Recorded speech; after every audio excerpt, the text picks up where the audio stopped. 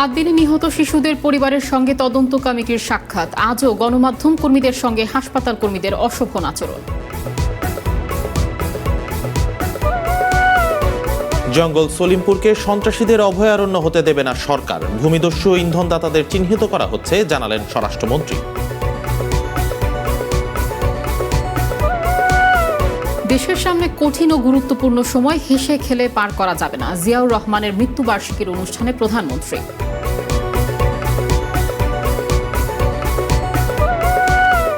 ঈদের ছুটি শেষ, ঢাকায় ফিরছেন কর্মজীবী মানুষ। বাস ও নৌপথে স্বস্তি, ট্রেন যাত্রায় ভোগান্তি।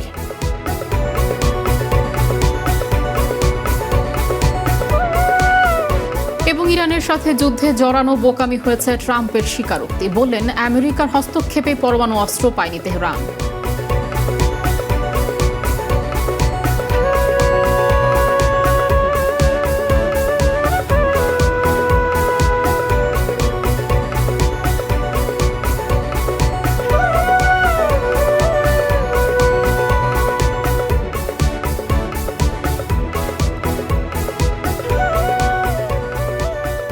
স্বাগত সন্ধ্যার বুলেটিনে। আমি রাকিব আহমেদ তমাল এবং আমি কাজে আসা। শুনছিলেন শিরোনাম, এবার বিস্তারিত।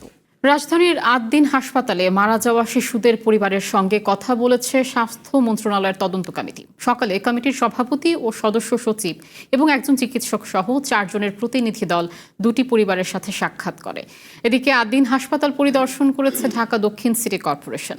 এ সময় হাসপাতালের নোংরা পরিবেশের কারণে 3 লাখ টাকা জরিমানা করা হয়। এদিন আবারও গণমাধ্যম কর্মীদের সাথে অশোভন আচরণ করে হাসপাতাল কর্মীরা। ডিএমপির রমনা বিভাগের ডিসি বলছেন, ফরেনসিক রিপোর্ট ও তদন্ত প্রতিবেদন পাওয়ার পর পুলিশের রিপোর্ট দাখিল করা হবে। রাজধানীর নন্দীপাড়ার নাজমা হাসান দম্পতি 8 দিন হাসপাতালে রহস্যজনকভাবে মৃত্যু হওয়া 6 নবজাতকের মধ্যে 2 যমজ শিশুর বাবা মা। রবিবার সকালে তদন্ত কার্যক্রমের অংশ হিসেবে স্বাস্থ্য মন্ত্রণালয়ের গঠিত তদন্ত কমিটির সভাপতি, সদস্য সচিব ও একজন চিকিৎসক সহ 4 জনের প্রতিনিধি দল সাক্ষাৎ করেন পরিবারটির সাথে। বুধবার হাসপাতালের সেই পোস্ট অপারেটিভ ওয়ার্ডে আসলে কি ঘটেছিল সেটি জানার চেষ্টা করে কমিটি। সেই সাথে 6 নবজাতকের মৃত্যুর কারণ উদ্ঘাটনে ভুক্তভোগীদের কথাও শোনেন তারা। পরে দুপুরে কেরানীগঞ্জের রোহিতপুরে নিহত আরেক নবজাতকের পরিবারের সাথে দেখা করেন তদন্ত কমিটি। তাদের কাছেও শোনেন ঘটনার দিনের বিবরণ। তাড়াতাড়ি এসি রুমে নাও, এনএসি রুমে। তাদের ছেলের খবর দিয়ে এনএসি রুমে নিয়ে গেছি। 10-15 মিনিট যায় নাই এনএসি রুমে নেওয়ার পরে হেরাল আমি মৃত্যু শোনা দিচ্ছি। একটা ওয়ার্ড একটা থাকবোই যাক না, হ্যাঁ দেখবো কোন কি দরকার, কোন বাচ্চারা কিরকম হলো হ্যাঁ দেখবো না। হ্যাঁ তো ঘুমাইতেছে। আমার বাচ্চা মারা গেছে, আমার বাচ্চার সাথে সাথে আরো বেশ কয়েকটা বাচ্চা মারা গেছে।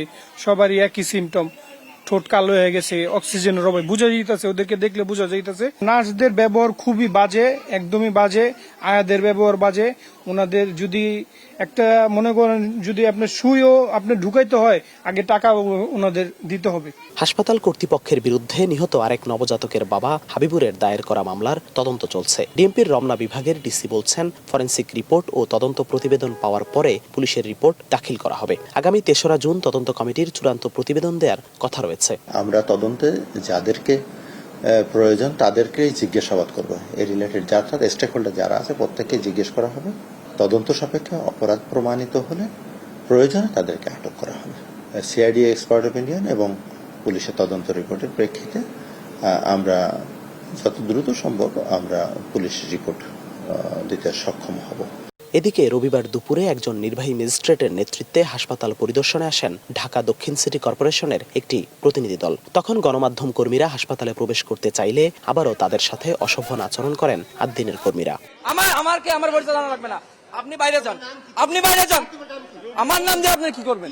এর আগে শনিবার হাসপাতাল পরিদর্শনে এসে ভেতরে বেকারির সন্ধান পেয়ে ক্ষোভ প্রকাশ করেন স্বাস্থ্যমন্ত্রী। তখন মন্ত্রীর সামনেই গণমাধ্যম কর্মীদের উপর চড়াও হয়েছিলেন হাসপাতালের কর্মীরা। জিহাদুল ইসলাম, ওয়ান নিউজ, ঢাকা। চট্টগ্রামের জঙ্গল সলিমপুরকে সন্ত্রাসীদের অভয়ারণ্য হতে দেয়া যাবে না, এমন হুঁশিয়ারি দিয়েছেন স্বরাষ্ট্রমন্ত্রী সালাউদ্দিন আহমেদ।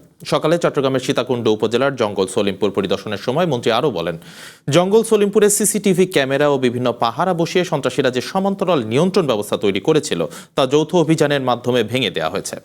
আইনশৃঙ্খলা বাহিনীর ক্যাম্প বুলডোজার দিয়ে ভেঙে ফেলার মতো দুঃসাহস কিভাবে পেল সন্ত্রাসীরা, তাও খতিয়ে দেখা হচ্ছে বলে জানান স্বরাষ্ট্রমন্ত্রী। জঙ্গল সলিমপুরে যাবেন স্বরাষ্ট্রমন্ত্রী। আইনশৃঙ্খলা বাহিনীর নিশ্ছিদ্র নিরাপত্তা। পাহাড়ি এলাকাটি ঘিরে রাখে র্যাব, পুলিশ, বিজিবি সহ বিভিন্ন বাহিনীর 1000-এরও বেশি সদস্য। স্বরাষ্ট্রমন্ত্রী আলীনগর পৌঁছান সকাল 9:45টায়। সাথে ছিলেন স্বরাষ্ট্র সচিব, আইজিপি সহ আইনশৃঙ্খলা বাহিনীর শীর্ষ কর্মকর্তারা। প্রথমেই তাদের সঙ্গে রুদ্ধতার বৈঠক করেন মন্ত্রী। পরে সাংবাদিকদের ব্রিফিংয়ে সন্ত্রাসীদের বিরুদ্ধে কঠোর হুঁশিয়ারি উচ্চারণ করেন তিনি। বলেন, জঙ্গল সলিমপুরকে সন্ত্রাসীদের অভয়ারণ্য হতে দেয়া হবে না। রাষ্ট্রের মধ্যে দুর্বৃত্তের রাষ্ট্র গঠিত হয়েছিল, সেটার একটা নমুনা হচ্ছে এই জঙ্গল সলিমপুর। বুলডোজার নিয়ে এসে র্যাবের আন্ডার কনস্ট্রাকশন ক্যাম্প ভেঙে দেওয়ার সাহসটা থেকে পায়, তাদের সাথে কারা জড়িত, এই জায়গার জমি দখলের সাথে কারা জড়িত, এগুলো আমরা এখন ফাইন্ড আউট করেছি। আলীনগর, জঙ্গল সলিমপুর, এই জায়গাটা আর কোনো বিচ্ছিন্ন সন্ত্রাসীদের এলাকা থাকবে না, অভয়ারণ্য থাকবে না। সলিমপুর পরিদর্শন শেষে চট্টগ্রাম সার্কিট হাউসে স্থানীয় সংসদ সদস্য সহ প্রশাসনের শীর্ষ কর্মকর্তাদের সঙ্গে আবার বৈঠক করেন স্বরাষ্ট্রমন্ত্রী। এ সময় জঙ্গল সলিমপুরে সন্ত্রাসীদের আশ্রয়দাতাদের হুঁশিয়ার করে মন্ত্রী বলেন, রাষ্ট্রকে চ্যালেঞ্জ জানানোর দুঃসাহসের কঠোর জবাব দেওয়া হবে। তিনি জঙ্গল সলিমপুরে কারাগার স্থাপন সহ সরকারি বিভিন্ন প্রকল্প বাস্তবায়নের পরিকল্পনাও তুলে ধরেন। রাষ্ট্রকে চ্যালেঞ্জ করার মতো যে দুঃসাহস সন্ত্রাসীরা দেখিয়েছে, সেটাকে আমরা যথাযথভাবে অ্যাড্রেস করব। এখানে সরকারি যে সমস্ত স্থাপনা করতে চাই, যে সমস্ত একাডেমি করতে চাই, সেগুলোর জন্য জায়গা নির্ধারণ করার জন্য আমরা আজকে ম্যাপ নিয়ে সমস্ত ডিপার্টমেন্টাল হেডদের সাথে আলোচনা করেছি। আমরা প্রাথমিকভাবে এখানে চট্টগ্রামের জেলখানা যে স্থানান্তর হওয়ার কথা, বা এই যে লিং রোডের পাশে, সেই জায়গাটা আমরা দেখেছি। স্বরাষ্ট্রমন্ত্রী অবশ্য বলেন, সরকার জনবান্ধব, তাই সলিমপুরে বসবাসকারী সাধারণ মানুষকে এখনই উচ্ছেদ করা হবে না। Shahnaz Riton, one news, Chattogram. দেশের সামনে কঠিন ও গুরুত্বপূর্ণ সময়। এই সময় হেসে খেলে পার করলে ভবিষ্যৎ প্রজন্মের ক্ষতি হবে, এমন মন্তব্য করেছেন প্রধানমন্ত্রী তারেক রহমান। বিকেলে রাজধানীর কৃষিবিদ ইনস্টিটিউশনে সাবেক রাষ্ট্রপতি জিয়াউর রহমানের মৃত্যুবার্ষিকীর আলোচনায় তিনি বলেন, বিগত সরকার শিক্ষা, স্বাস্থ্য সহ সব গণতান্ত্রিক প্রতিষ্ঠান ধ্বংস করে গেছে। ফলে বিএনপিকে অনেকটা বিধ্বস্ত দেশের দায়িত্ব নিতে হয়েছে। বিএনপি নির্বাচনী ইশতেহার এখন জনগণের উল্লেখ করে প্রধানমন্ত্রী আরও বলেন, ইশতেহার বাস্তবায়নে দলের নেতাকর্মী এবং জনগণের সহযোগিতা প্রয়োজন।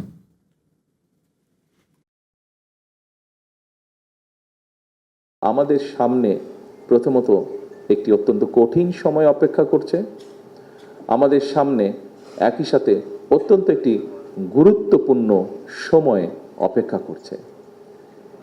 এই সময়টিতে, এই গুরুত্বপূর্ণ এবং কঠিন সময়ে আমাদের হেসে খেলে চলে গেলে খুব বড় ক্ষতি হয়ে যাবে। ক্ষতি কার হবে? ক্ষতি আপনার হয়তো হবে না, ক্ষতিটি হবে দেশের, ক্ষতিটি হবে আপনার ভবিষ্যৎ প্রজন্মের। ঈদুল আজহার ছুটির শেষ দিনে ঢাকায় ফিরছে কর্মজীবী মানুষেরা। পরিবার পরিজনের সাথে ঈদের আনন্দ ভাগাভাগি শেষে ট্রেন, বাস ও নৌপথে তারা ফিরে আসছে যানজটের চিরচেনা শহরে। সকাল থেকে রেল স্টেশন, বাস স্ট্যান্ড ও সদরঘাট লঞ্চ টার্মিনালে মানুষের ভিড়। বাস ও নৌপথে আসা যাত্রীরা স্বস্তির কথা জানালেও ট্রেনের যাত্রীরা জানাচ্ছেন তিক্ত অভিজ্ঞতা। ভোরের আলো ফুটতেই কমলাপুর রেলওয়ে স্টেশনের ব্যস্ততা শুরু।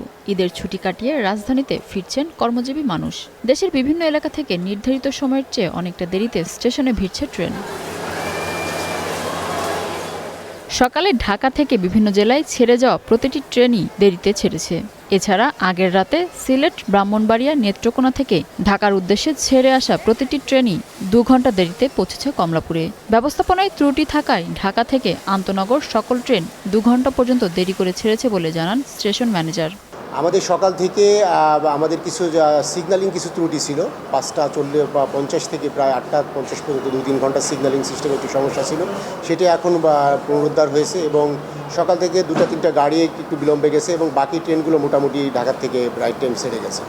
এদিকে কমলাপুর রেলওয়ে স্টেশন পরিদর্শনে এসে রেলওয়ে সচিব জানান, রেলযাত্রা নিরাপদ ও নির্বিঘ্ন করতে তৎপর রয়েছে রেলওয়ে বিভাগ। সে অনুযায়ী ব্যবস্থা নেওয়ার কথাও জানান তিনি। কিছু ঝোড়ো হাওয়া ছিল এবং কিছু লোকোমোটিভের সমস্যাও ছিল এবং সেই সমস্ত, এবং আপনারা জানেন যে যাত্রী ওঠানামাতে অনেক বেশি সময় লেগেছে, আপনারা জানেন। কাজে এইখানে আমাদের খুব একটা কিছু করার ছিল না, আর স্পিড কন্ট্রোলও করা হয়েছে যাত্রীদের নিরাপত্তার সাথে আমরা করা, এই জন্য কিছু ট্রেন আমাদের যাত্রা বিলম্বিত হয়েছে। নৌপথে যাত্রীদের ভিড় তুলনামূলকভাবে কম দেখা গেছে। আগের বারের ঈদের তুলনায় এবার ঈদযাত্রা অনেকটাই স্বাভাবিক ও স্বস্তিদায়ক বলছেন যাত্রীরা। আবহাওয়া ভালো, তাই ঝামেলায় পড়তে হয়নি যাত্রীদের। ঝড় বৃষ্টির বা কোনো ধরনের ঝুঁকি ছিল না, আমরা খুবই ভালোভাবে যাত্রা করে এসেছি। হ্যাঁ, সময় মতো এলাম স্যার, কোনো দুর্ভোগ হয় নাই। ভাড়া যা আছে সবার কাছে যা নিচ্ছে আমাদের কাছে তাই নিচ্ছে, কারো কাছে বেশি কারো কাছে কম, এইভাবে নেই। মাঝে মাঝে দেখা যায় যে কেবিন পাওয়া যায় না, বিশেষ করে ঈদের টাইমে অনেক ভিড় থাকে। ছোট বাচ্চা নিয়ে যেন মারা খুব সহজেই ট্রাভেল করতে পারে, এই জিনিসটা যেন ওনারা একটু লক্ষ্য রাখে। সায়েদাবাদ গাবতলী বাস টার্মিনাল সকাল থেকেই ঢাকামুখী যাত্রীদের চাপ ছিল সবচেয়ে কম। রাস্তার যানজট না থাকায় এখন ভোগান্তি ছাড়াই রাজধানীতে পৌঁছেছেন বাস যাত্রীরা। তবে অতিরিক্ত ভাড়া আদায়ের বিষয়ে অভিযোগ করেছেন কেউ। কালকের থেকে অফিস, এই জন্য চলে আসলাম, একটু যেহেতু যানজট হবে রাস্তায় চলে আসি, এই জন্য বাচ্চারা স্কুল খোলা তো আজকে সকালে আমরা আসছি, ফুল রাস্তায় ফ্রি। 7 দিনের ছুটি শেষে আগামীকাল অফিস আদালত খুলবে।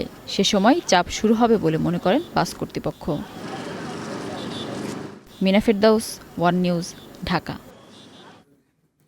বাড়ির ছাদে, বারান্দায় কিংবা আঙিনায় যদি বাগান থাকে তাহলে 10% হোল্ডিং ট্যাক্স মওকুফ। 2016 এবং 2020 সালে এমন ঘোষণা দেন ঢাকার 2 সিটির তখনকার মেয়ররা। প্রায় 10 বছর পার হলেও সেই প্রতিশ্রুতির বাস্তবায়ন নেই। তৈরি হয়নি ছাদ বাগানের সুনির্দিষ্ট নীতিমালাও। এমনকি এখনকার দায়িত্বপ্রাপ্ত কর্মকর্তাদের কাছেও নেই সুনির্দিষ্ট কোনো তথ্য।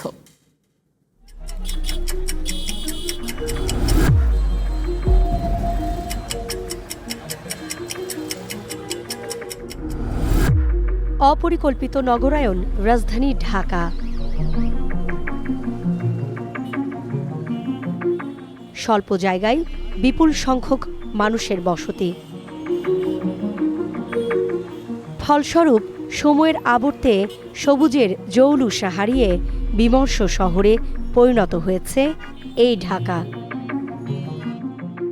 জরাজীর্ণ এ নগরে সবুজায়নের কিছুটা ছোঁয়া পেতে বাড়ির ছাদে বাগান করেছেন অনেকে। পরিচর্যা আর যত্নে শখের বাগানকেই করে তুলেছেন নানা রকমের ফল ফুলের যোগান হিসাবে। বাড়ির ছাদে, বারান্দায় কিংবা আঙিনায় বাগান করলেই 10% কর মওকুফ করা হবে।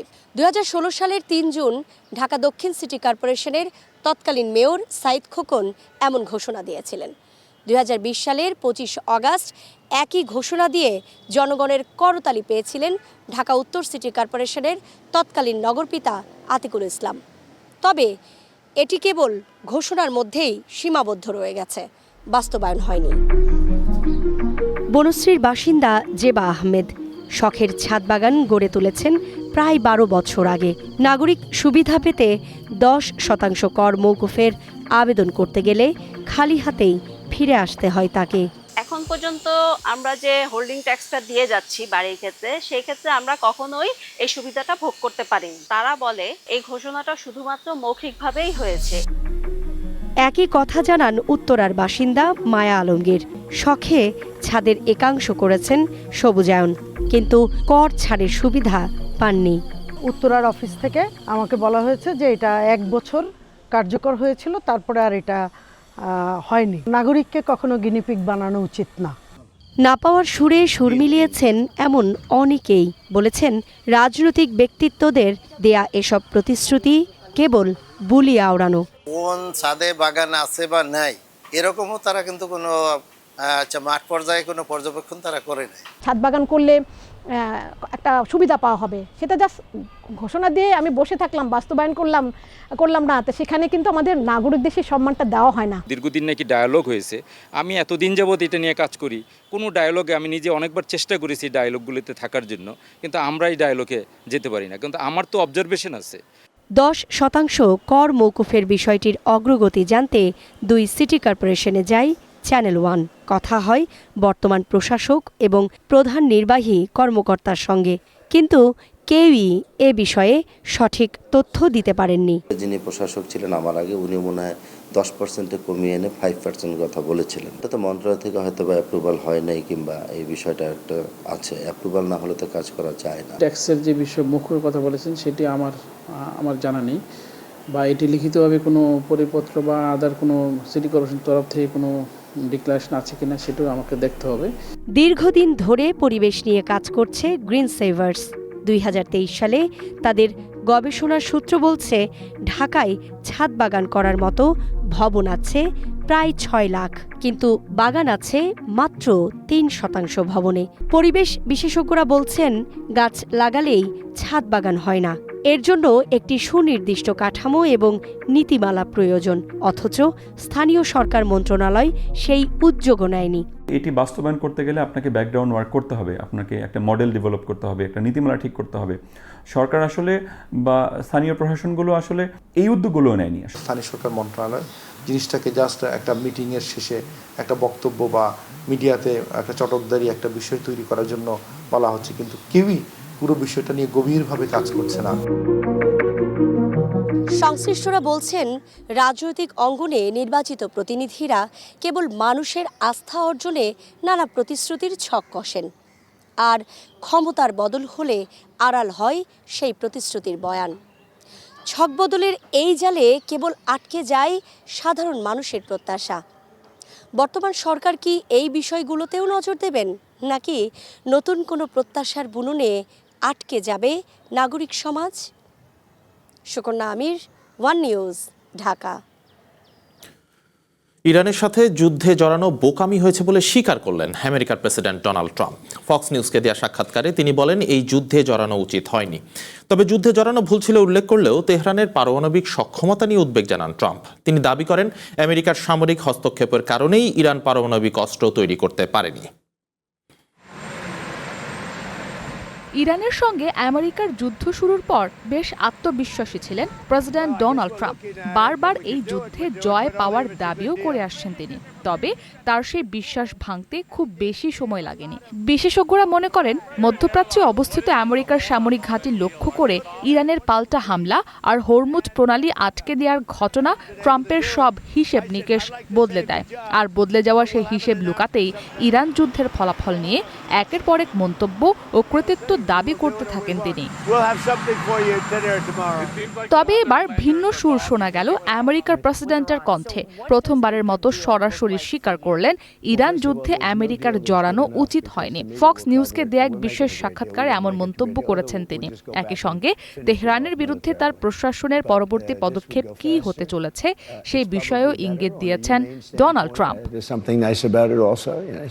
ফক্স নিউজের সাক্ষাৎকারে 2003 সালের ইরাক যুদ্ধের প্রসঙ্গ টেনে আমেরিকার পররাষ্ট্রনীতির সমালোচনা করেন ডোনাল্ড ট্রাম্প। বলেন বাগদাদ কিংবা তেহরান আমেরিকার বাহিনীর কোথাও সামরিক অভিযানে যাওয়া ঠিক হয়নি। এ সময় নিজের স্বভাবসুলভ ভঙ্গিতে ট্রাম্প বলেন ইরাকে কি ঘটেছিল তা সবাই দেখেছে, আমেরিকা যা করেছে তা ছিল চরম বোকামি। একইভাবে ইরানের সঙ্গে যুদ্ধে জড়ানো উচিত হয়নি বলে স্পষ্ট মন্তব্য করেন তিনি।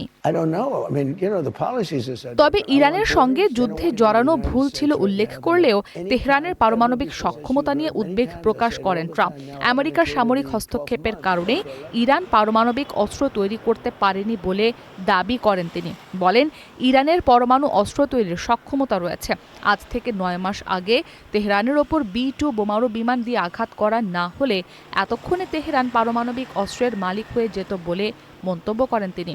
আর এমন কিছু হলে ইসরায়েল এমনকি পুরো মধ্যপ্রাচ্যের অস্তিত্বই হুমকির মুখে পড়ত বলে দাবি করেন ট্রাম্প। এদিকে ইরানের সঙ্গে প্রস্তাবিত একটি চুক্তির বিষয়ে চূড়ান্ত সিদ্ধান্ত নিতে হোয়াইট হাউসের সিচুয়েশন রুমে শীর্ষ সহযোগীদের সঙ্গে বৈঠকে প্রেসিডেন্ট ট্রাম্প কোনো সিদ্ধান্ত না দিয়ে শুধুমাত্র কিছু সংশোধনের কথা বলেছেন। এক প্রতিবেদনে এই তথ্য জানিয়েছে আমেরিকার গণমাধ্যম এক্সিওস। সেখানে বলা হয় ট্রাম্পের দূতরা ইরানের সঙ্গে যে সমঝোতায় পৌঁছেছেন শুক্রবারের ওই বৈঠকে কয়েকটি ক্ষেত্রে তার সংশোধন করার কথা বলেছেন প্রেসিডেন্ট। ইসরাত মুক্তি, ওয়ান ইন্টারন্যাশনাল ডেস্ক। সন্ধ্যার বুলেটিনে একটি বিরতি নিচ্ছে, ফিরে এসে অন্যান্য খবরের সাথে থাকছে। বর্জ্য ব্যবস্থাপনা আশানুরূপ না হয় ইউরোপের বাজারে যাচ্ছে না দেশের চামড়া, চায়না সিন্ডিকেটের কাছে অসহায় ব্যবসায়ীরা।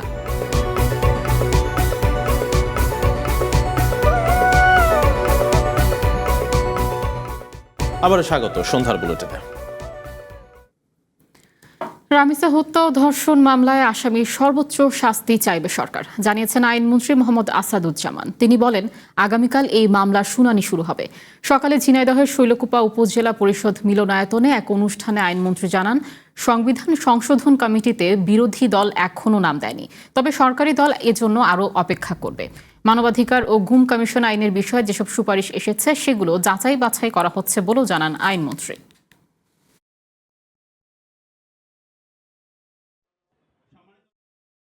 আমরা প্রার্থনা করব সর্বোচ্চ সাজা,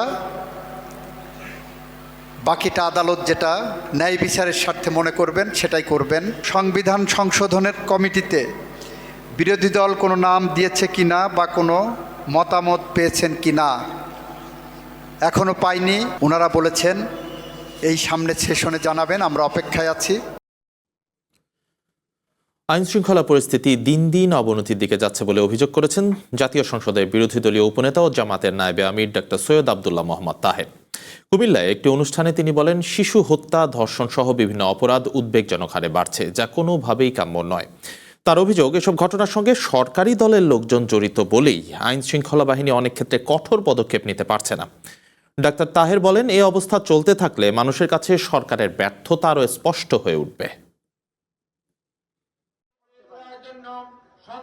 আইনশৃঙ্খলা পরিস্থিতি আনফর্চুনেটলি গ্রাজুয়ালি আরও অবনতি ঘটছে।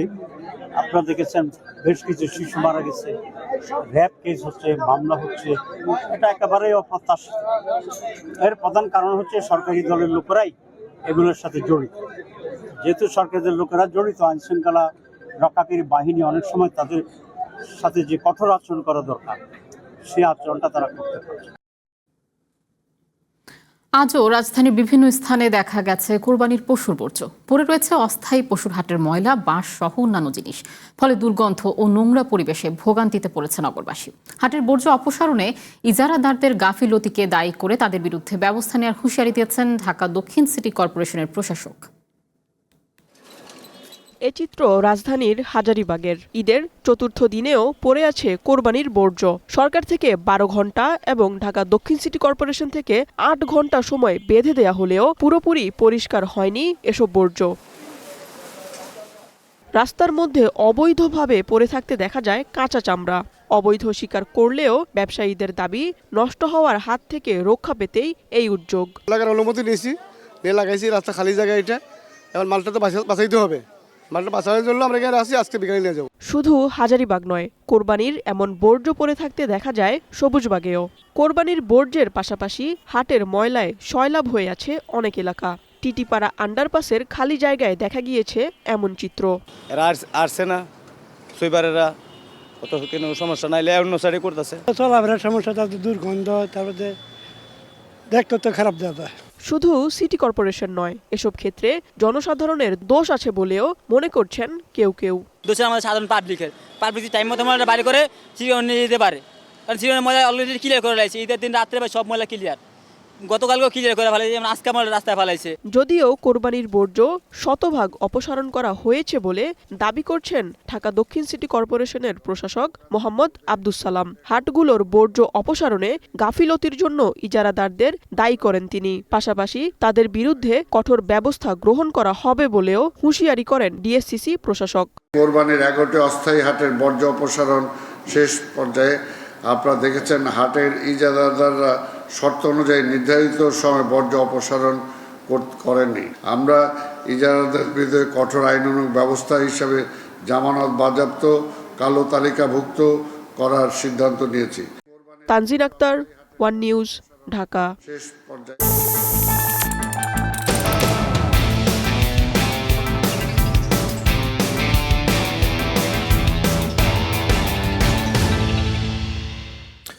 ঈদের চতুর্থ দিনে চামড়া সংগ্রহ শেষে পরের ধাপে চামড়া পরিষ্কারের কাজ চলছে সাভারের বিসিক চামড়া শিল্পনগরীতে।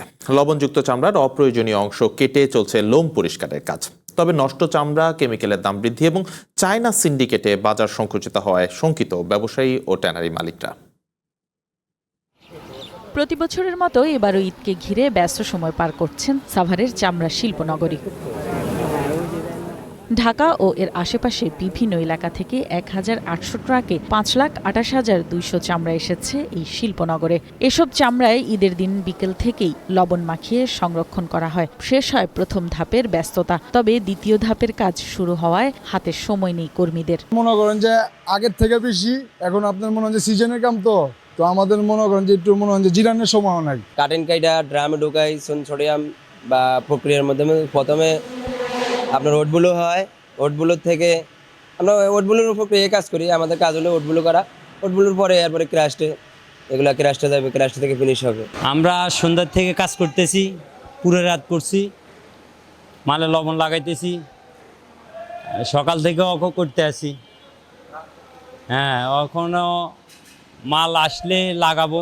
এদিকে মালিকরা দুষছেন লেদার ওয়ার্কিং গ্রুপের সনদ না থাকাকে। তারা বলছেন সিইটিপি সহ পরিবেশ আশানুরূপ না হওয়ায় ইউরোপের বাজারে যাচ্ছে না দেশের চামড়া। এতে চায়না ক্রেতাদের কাছে জিম্মি হয়ে পড়েছে এই খাত। পাশাপাশি রোগে আক্রান্ত হয়ে চামড়া নষ্ট হওয়ায় দামও পড়ে যাচ্ছে।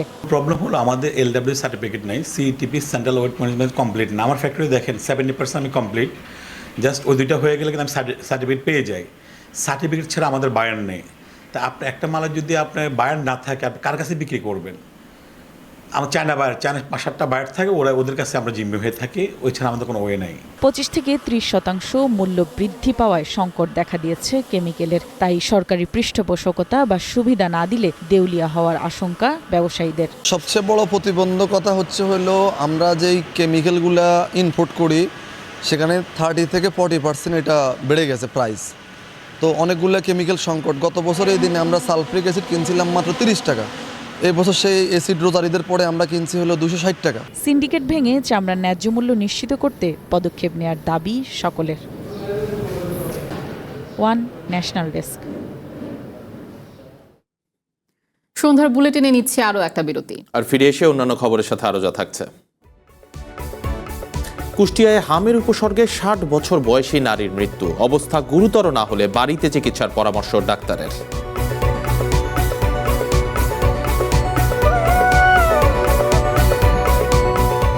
আরো একবার স্বাগত সন্ধ্যার বুলেটিনে।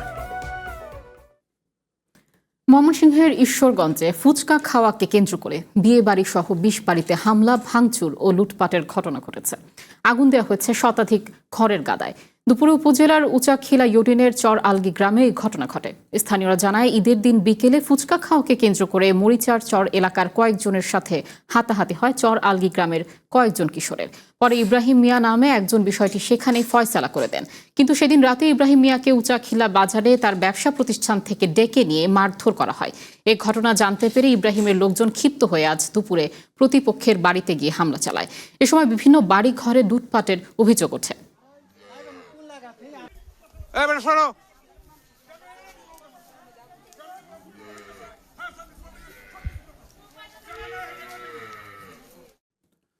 রাজধানীর কালশী বস্তিতে সাম্প্রতিক অগ্নিকাণ্ড স্বাভাবিক নয় বলে মনে করেন এনসিপির মুখপাত্র আসিফ মাহমুদ সজীব ভুঁইয়া। তিনি বলেন, উচ্ছেদ ঘিরে সংঘর্ষের কয়েকদিনের মধ্যেই আগুন লাগার ঘটনা সন্দেহ তৈরি করেছে। দুপুরে বস্তিতে আগুনে ক্ষতিগ্রস্ত পরিবারগুলোর মাঝে খাবার বিতরণ অনুষ্ঠানে আসিফ মাহমুদ আরও বলেন, অতীতেও বস্তি উচ্ছেদের আগে সেখানে অগ্নিকাণ্ড হয়েছে, এবারও বস্তিতে উচ্ছেদের আগে কোনো নোটিশ দেওয়া হয়নি। আসিফ বলেন, সরকারি জমি সরকার বুঝে নেবে, তবে ক্ষতিগ্রস্ত মানুষের পুনর্বাসনের ব্যবস্থা থাকতে হবে। আগুনের সুষ্ঠু তদন্ত এবং ক্ষতিগ্রস্তদের পুনর্বাসনের দাবিও জানান তিনি।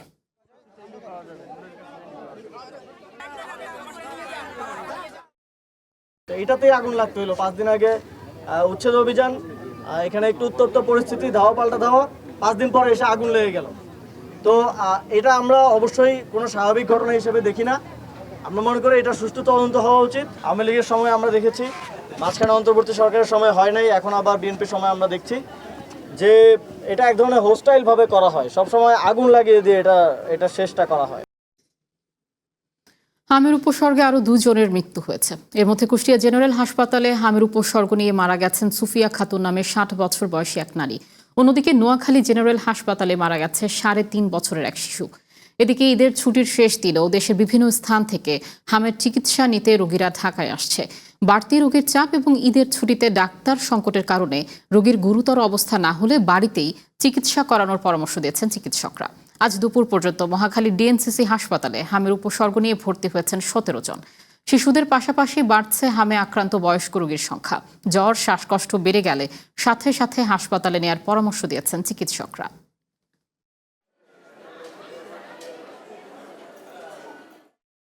কোনো রুগীকে আমরা বলি নাই আমাদের সিট খালি নাই। হ্যাঁ, আমরা ওই সমস্ত রুগীদেরকে রেফার করার কথা বলেছি যে সমস্ত রুগীদেরকে ভেন্টিলেশন লাগতো। আমাদের এখানে আপনি জানেন যে ভেন্টিলেশন পর্যাপ্ত ছিল না, তখন যেই সমস্ত রুগীকে আমরা আসলে ওয়ার্ডে রেখে বা এইচডিইউতে রেখে হাই ফ্লো অক্সিজেন দিয়ে ম্যানেজ করা সম্ভব না। আমরা প্রপার কাউন্সেলিংটা তাদের করেছি, যদি তাদের সামর্থ্যের মধ্যে কোনো আইসিইউ সেটআপ বা ভেন্টিলেশন সেটআপ আছে ওই হাসপাতালে নিতে পারলে বাচ্চাটা সেভ হয়ে যেত।